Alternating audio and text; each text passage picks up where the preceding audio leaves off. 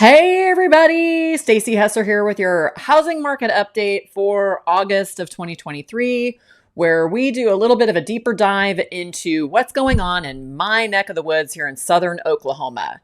The data I use for this specifically is for Murray County, Carter County, and Love County, which are the three counties that run along that I-35 corridor, basically connecting Oklahoma to Texas. So yes. I don't even know really where to start with our market that we're dealing with today. It's getting a little bit unpredictable in what all is happening because the data doesn't really show that we're in a true seller's market, but the buyers are starting to take more control over what's happening with our market. So what you're seeing right now is the overview of what it is that we're looking at. So let's just start diving right in. All right, active listings. So this is data looking at 2022 versus 2023. So you can see that our active listings really aren't changing a whole lot. Last year at this time, we had 317. This year, we had 327. So this graph that you're looking at right here is it's for a 5-year span. So it does include the pre-COVID market versus the post-COVID market, and really what that's done to our real estate business here. So next slide is looking at the number of sales. And here's where you can start to see that we are slipping. So buyers are having, I just feel so bad for the buyers right now. They're having to deal with above average interest rates over the last, I think it was 2, maybe 3 decades, maybe even longer. But the interest rates are hovering right around 8% right now. So still not completely terrible. I've definitely bought vehicles with 8% interest, but it is really affecting their buying power. And it's also affecting their desire to pull the trigger. However, there is a silver lining in this for you. We'll just keep carrying on. We'll just keep carrying on, and I'll get to that.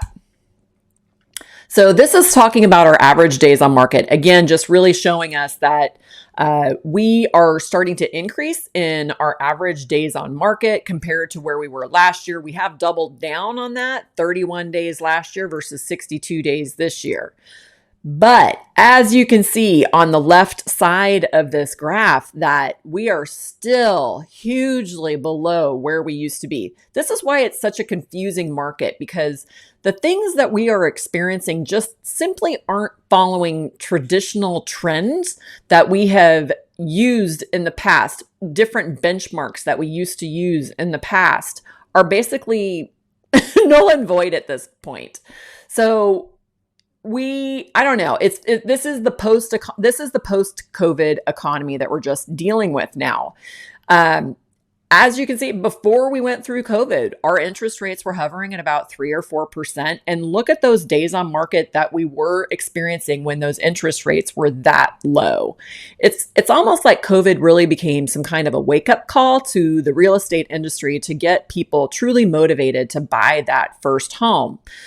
So even though we are trending upwards, you can see compared to where we used to be before COVID that we are way under what we used to experience. So this is where it gets really hard to describe whether we're in a seller's market or in a buyer's market, because really nothing is just following that traditional pattern that we used to pay attention to looking at days on market. We used to, and calling things a balanced market. We still do not have what they would call a balanced market. A balanced market is where you have basically enough houses on the market to satisfy the amount of buyers that are in the market.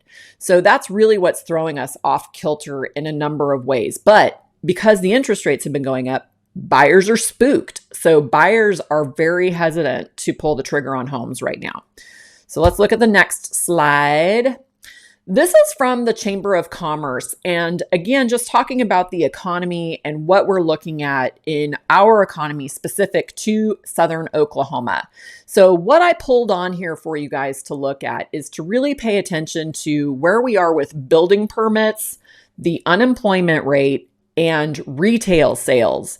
So we keep talking about the inflation and how people are really scaling back on spending. But if you look at the retail sales, which is in the lower right corner, the red line is this year. We are trending above the previous, what is that, 4 years. So we're tracking a fifth year and we are above everything. Just about every single month of sales this year has been above normal. There's only 1 month that kind of dipped below, which was in April. But again, it was right there with the sales from previous months or for previous years. Looking at the unemployment rate, you can see we still have a very low unemployment rate, nothing at all out of the ordinary there, which to me, that's always a trigger of whether we're going to be moving into a recession or not. But what I really want you guys to look at for Ardmore specifically is our building permits, because they are finally citing the fact that we just don't have homes being built here, which is creating a very significant shortage for us here in our market specifically. So I pulled a little excerpt from my publication from the Chamber of Commerce talking about the amount of building permits that they granted for the month of, how far back are we here? It looks like we're talking about the month of June. This was data that I pulled for August. They definitely have some lagging going on when they pull their data at the chamber. The city of Ardmore issued 49 building permits valuing approximately $4.8 million. Of the permits issued, only one was issued for residential new construction.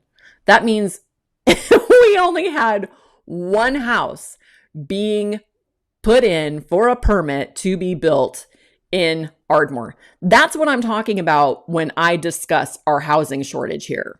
In 2020, we had a massive housing study done. It was hosted by the Chamber of Commerce and our development authority here. And it discovered that we had 1,000 homes short. So we needed 1,000 homes at that point in time.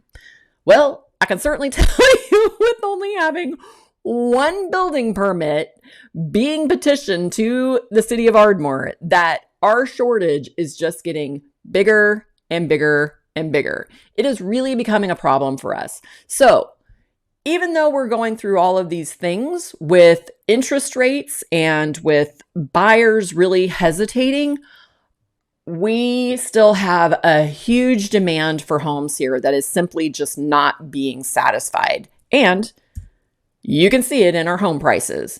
So looking at that trend going, pre-COVID on the left, post-COVID on the right, we are seeing home prices here now that are starting to near the prices that we've seen up in Oklahoma City and Tulsa. We're not there yet. Their prices are now, they're above $250,000. But looking at where we used to be, even in our peak months, we weren't even breaching $150,000, folks. Look at where we are today. $219,000 is our average sales price for the month of August. So I'm talking heavily about equity and the amount of equity that you homeowners currently have. This could be life-changing for you. This could be your key to early retirement. This could be your key to possibly buying your first investment property. There is a lot of leverage that you have using your home equity that you currently have in your house today. I would truly love to have a deeper conversation with you about that, but you've got to call me so that you can get a home valuation done to see exactly where you are. And just to explain, equity is the difference between how much your home is worth and how much you owe to your mortgage company. And obviously, if you own your home outright, you have 100% equity in your house. But again, you may think your home's only worth $80,000 and it may be worth twice that. So I really am just pleading to you to take a long, hard look at what you may be able to do if you unlocked that equity in your house. Buyers. Now, I'm going to talk to you because I don't want this to scare you, because in addition to these increased home prices, you guys are dealing with increased interest rates.